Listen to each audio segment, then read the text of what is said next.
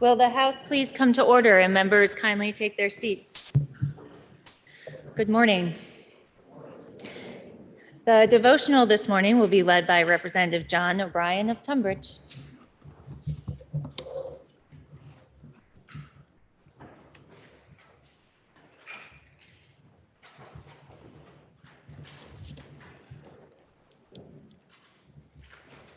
Thank you, Madam Speaker.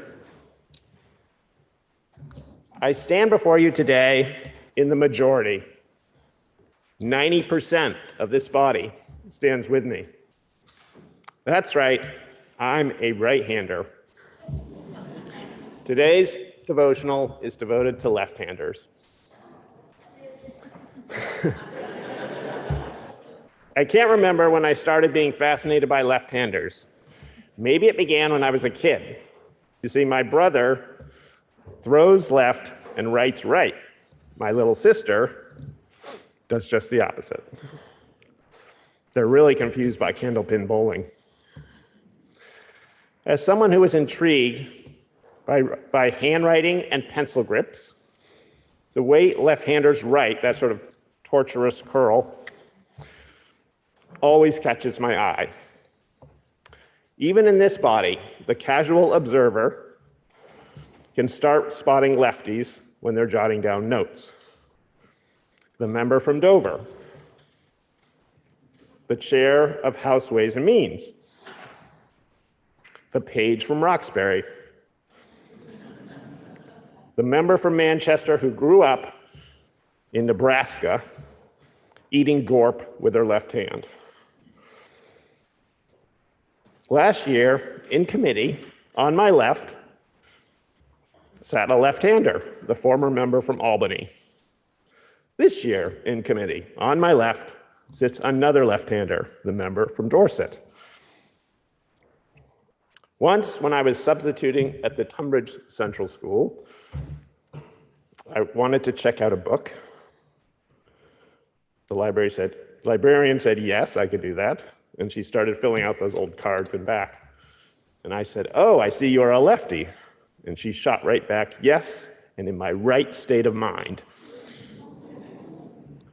Not too long ago, it was thought that left-handers had a special relationship with the right brain, the hemisphere of creativity, intuition, and rhythm. And right-handers got their logic, verbal, and math skills from the left brain. But today, neuroscientists are more of a mind to say, hang on, it's super complicated, and we need to do more research. There is agreement that the right brain controls the movements on the left side, and the left brain controls movement on the right side. There's a genetic component to left-handedness too, but it's not fully understood. It does run in families, though. For example, my niece is a lefty, her father is a lefty, his father is a lefty, and the grandfather's mother was a lefty too. Without regard to gender, race, sexual orientation, or religion, you can find famous left-handers everywhere. The Bambino, LeBron, Martina Navratilova, the Maid of Orleans, a lefty. Notorious RBG, a lefty. Helen Keller, born a lefty, lost her sight and hearing at 19 months. Jimi Hendrix, Lady Gaga, the first man to walk on the moon, the dude who painted the Sistine Chapel.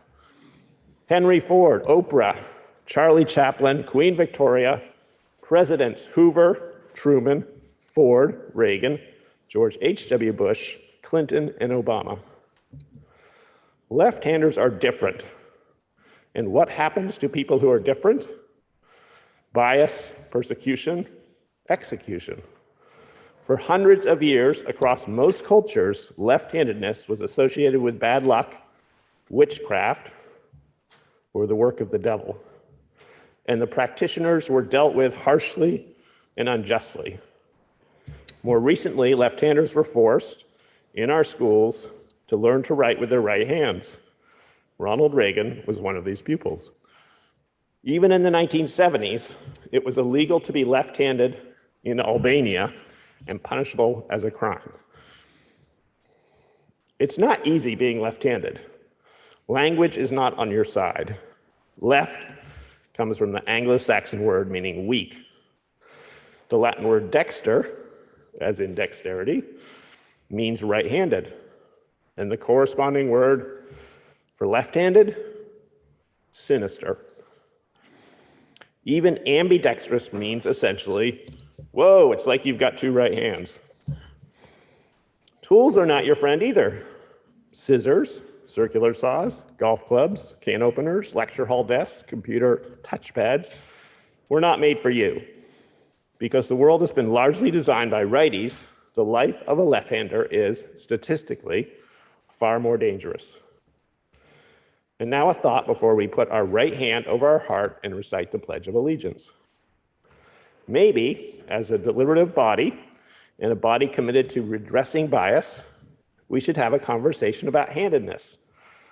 Vestiges from another time remain.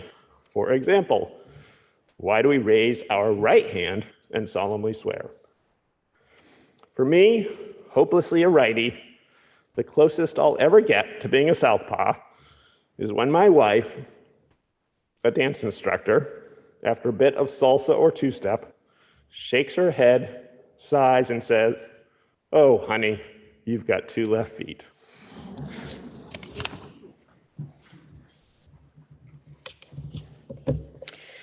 Please rise as Paige Grace Donahue of Roxbury leads us in the Pledge of Allegiance. I pledge allegiance to the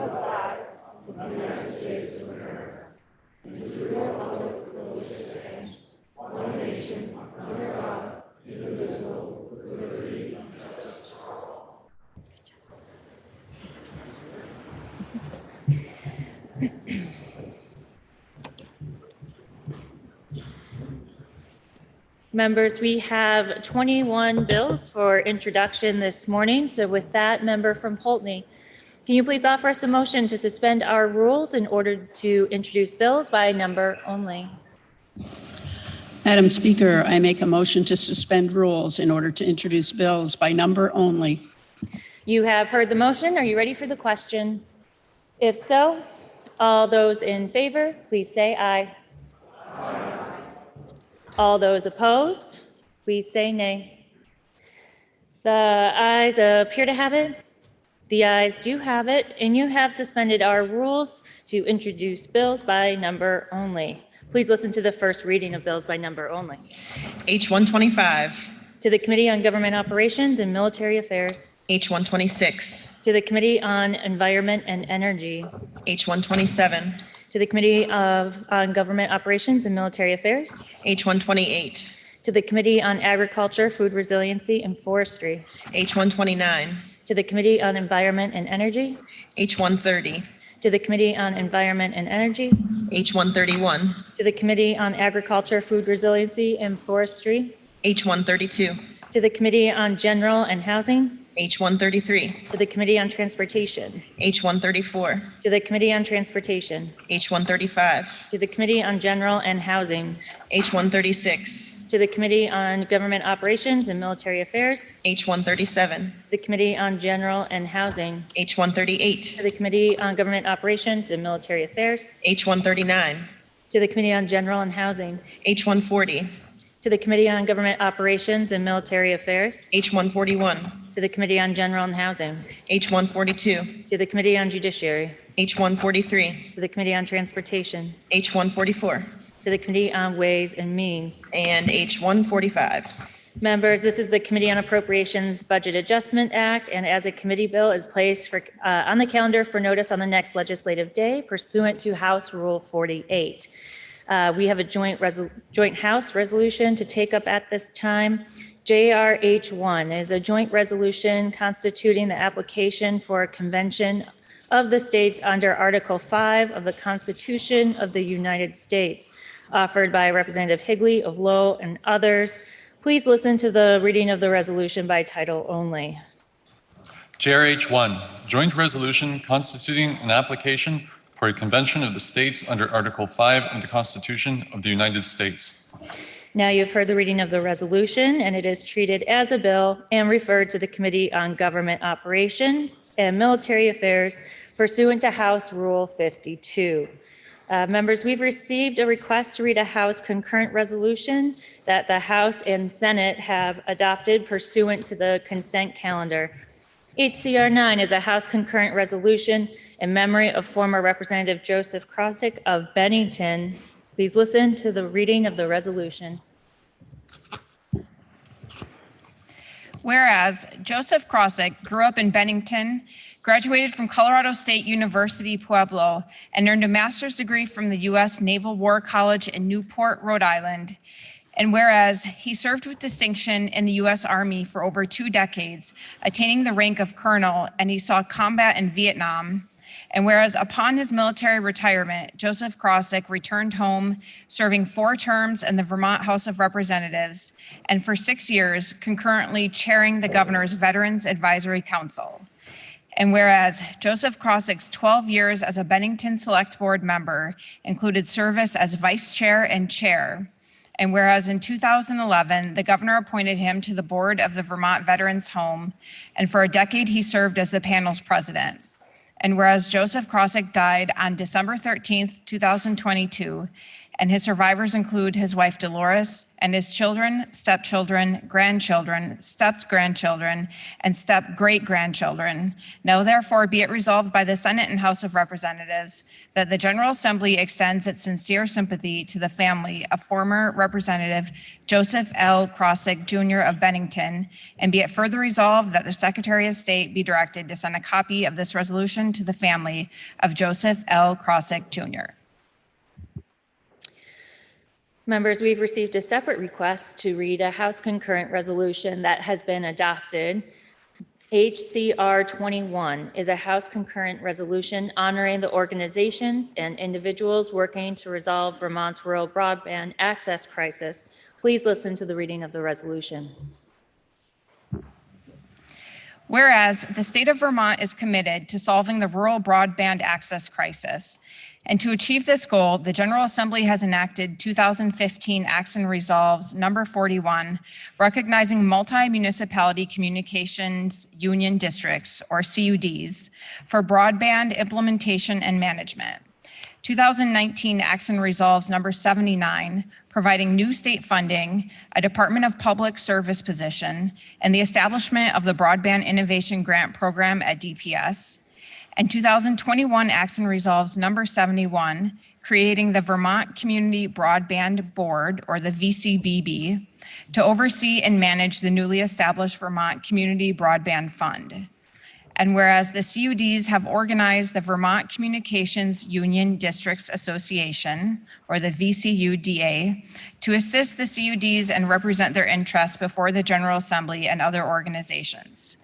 And whereas since 2007, Vermont's first CUD, EC Fiber, under its operator ValleyNet, has pioneered the development with public and private funding, including the bonding of universal broadband access in its jurisdiction and serving over 7,500 customers via a nearly 1,700-mile network encompassing 31 towns.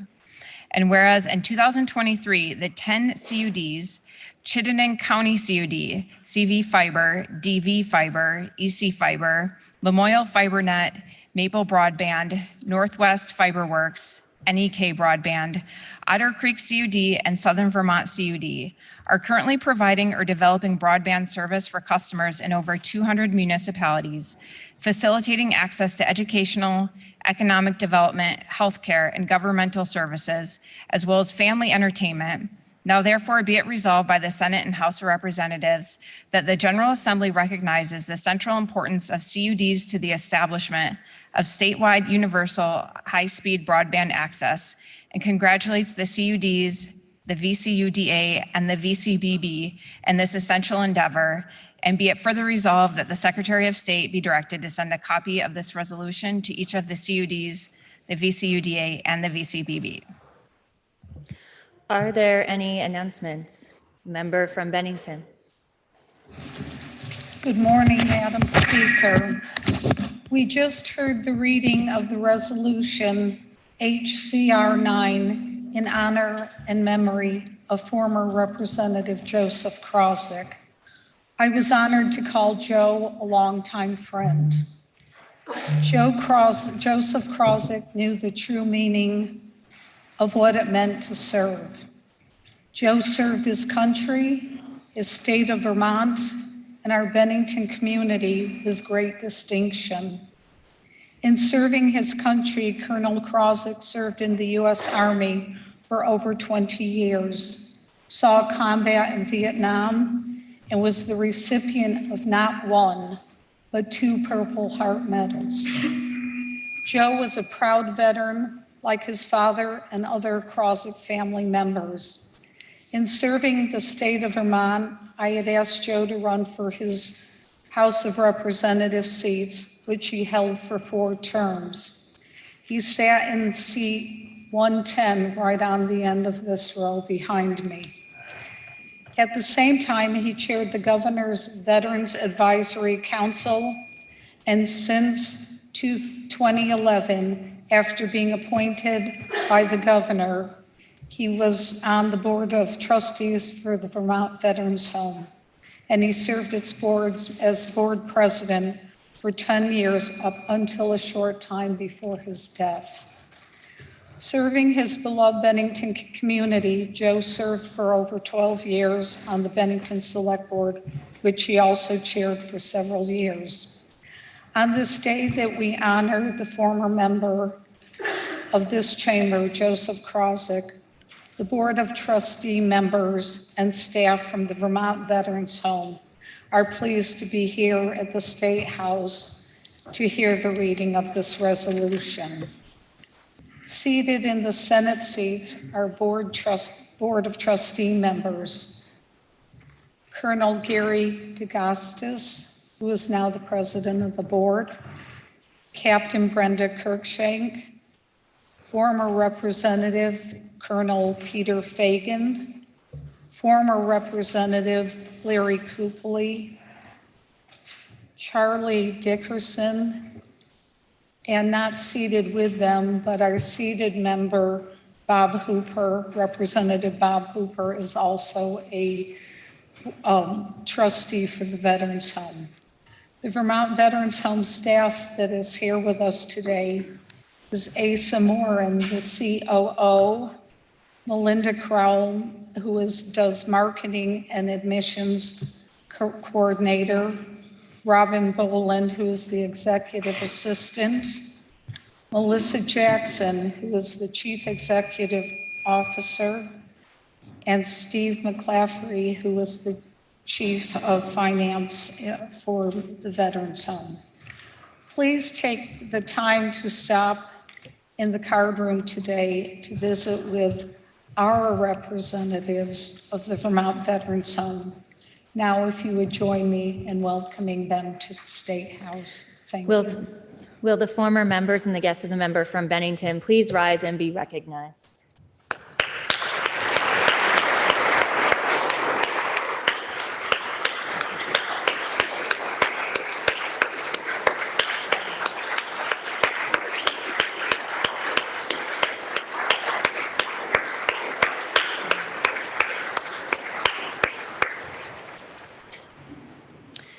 Member from Chittenden.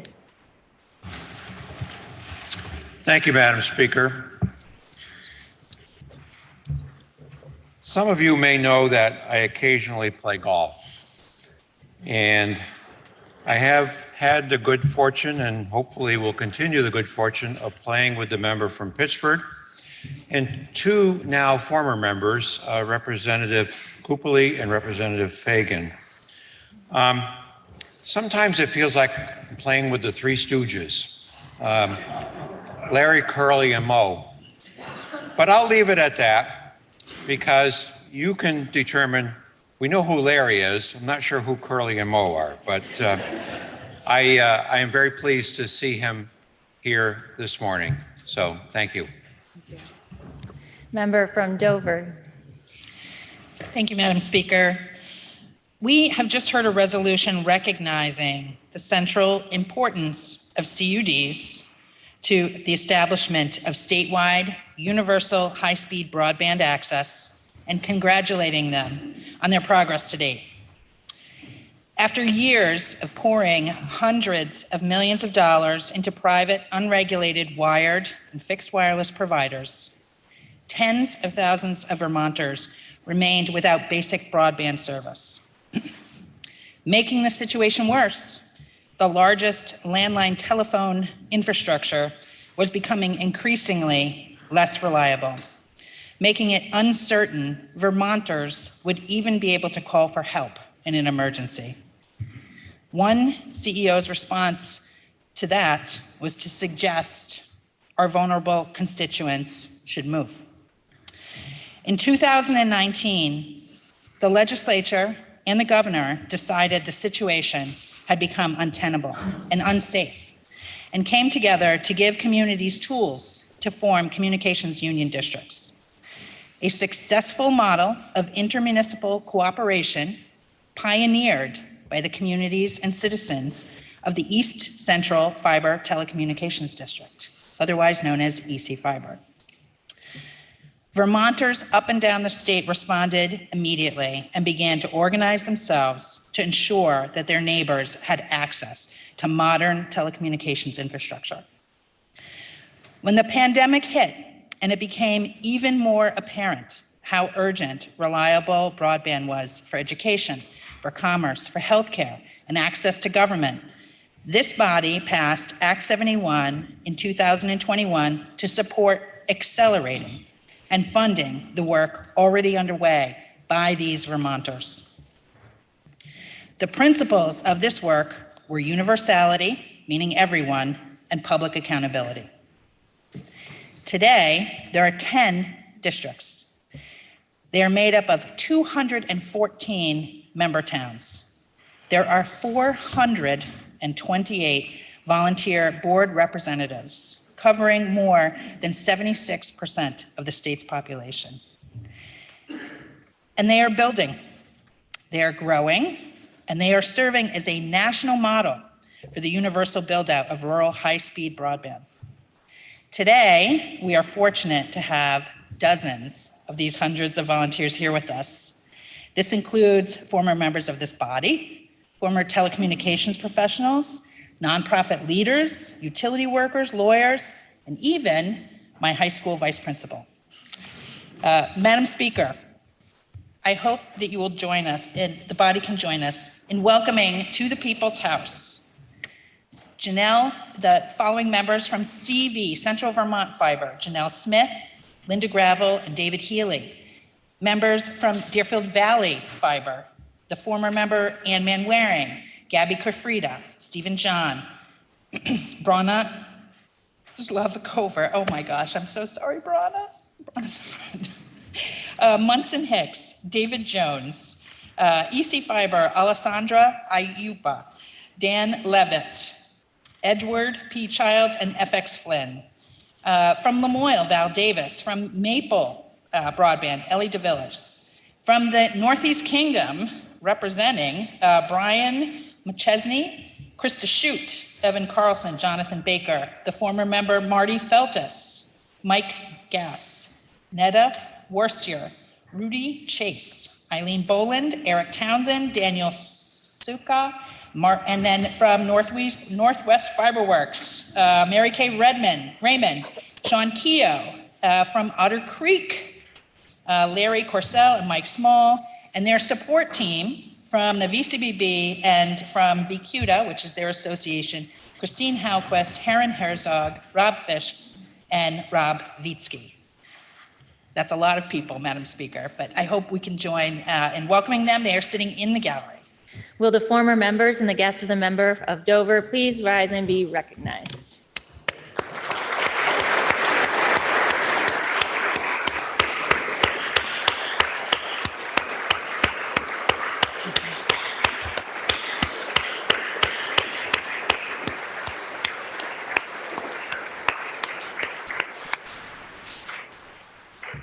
Member from Fairhaven.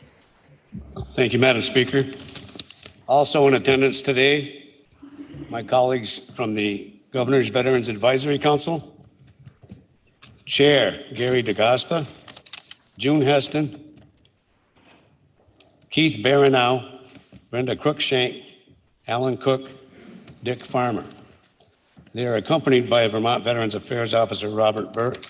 Please give them a warm welcome. Will the guest and the member from Fairhaven please rise and be recognized?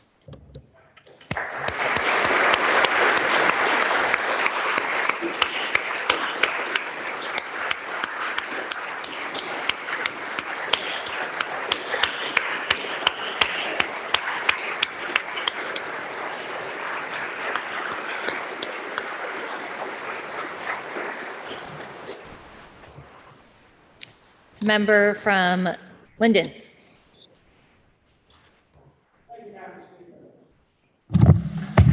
There we go. You just heard of all the individuals that were on the broadband, and I'm getting a lot of feedback from my hearing aid. There we go. You just heard about a lot of individuals that were on broadband. One of those individuals was a former rep. She was my rep.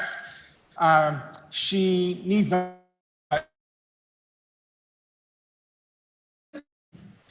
She also served as on the select board, the planning commission. She's a board member and past president of the Northern Vermont Development Association.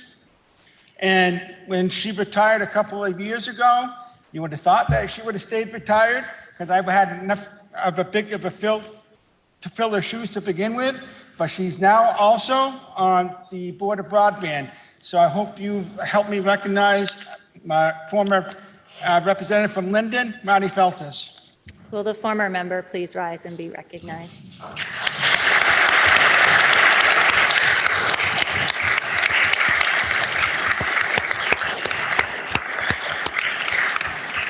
Member from Brattleboro. Thank you, Madam Speaker. I have a constituent visiting, Amanda Whitman, who has been running our very successful Everyone Eats program in Brattleboro, which has been so amazing, feeding our community and keeping our restaurants open during the pandemic and beyond. Amanda she also worked tirelessly during the difficult early days of the pandemic, helping individuals and businesses access unemployment benefits. She is a true community asset. Please welcome her to the State House. Will the guest and the member from Brattleboro please rise and be recognized?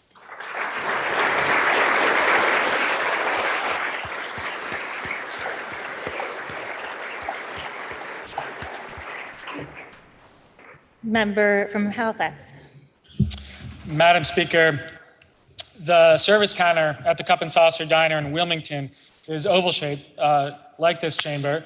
It's a convivial environment where you might find a former member of this chamber, former interior designer, who often gives out sage wisdom there to me about how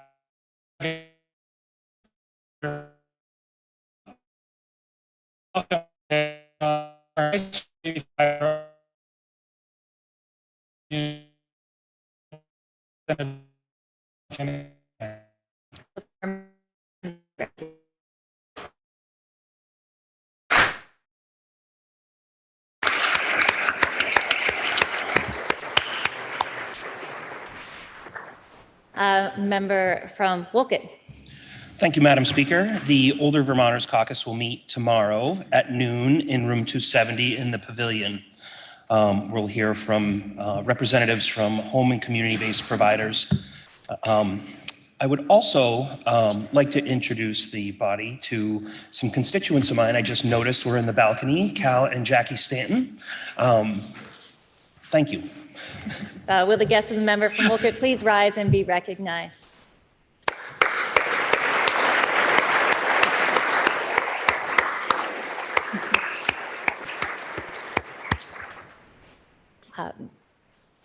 Member from Woodstock. Hello, Madam Speaker. I have a wonderful constituent and friend named Elizabeth Frascoya from the Governor's Institute, and I would like to welcome her today. Will the guest and the member from Woodstock please rise and be recognized?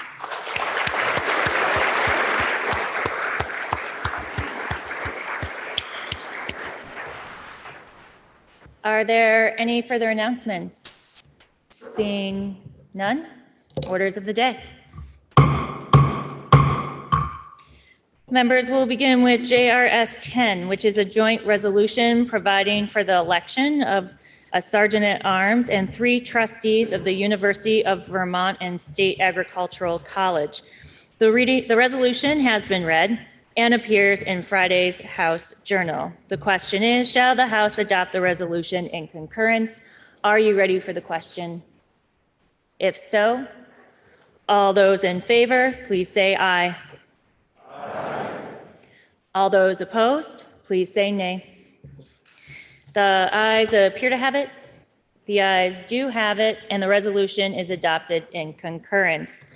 Next up is JRS 11, which is a joint resolution establishing a procedure for the conduct of the election of the University of Vermont and State Agricultural College trustees by plurality vote by the General Assembly in 2023.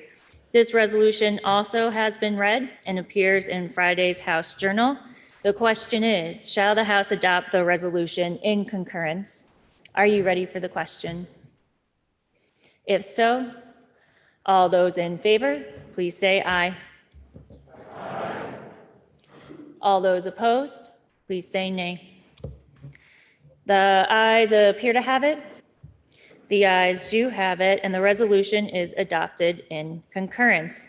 Members, that completes the orders of the day. Are there any announcements? Member from Poultney. Madam Speaker, House Republicans will caucus 15 minutes after adjournment in room 267 of the pavilion. Member from Newfane. Madam Speaker, Democrats will caucus 15 minutes after we adjourn in the pavilion auditorium. Member from Burlington. Thank you, Madam Speaker. House Progressives will meet at noon in the pavilion in room 270. We'll be joined today by guests from Planned Parenthood, Vermont Access for Reproductive Freedom, as well as the Feminist Working Group of the Democratic Socialists of America to talk about shield laws and crisis pregnancy centers and regulating them, as well as practical ways to support Vermonters accessing abortion care. All are welcome, and you can also Zoom in. Thanks. Are there any further announcements? Member from Burlington. Thank you, Madam Speaker. If appropriate, I would move that the comments from the member from Bennington be journalized in today's official record. The member from Burlington moves that we journalize the remarks from the member from Bennington. Are you ready for the question? If so, all those in favor, please say aye. Aye.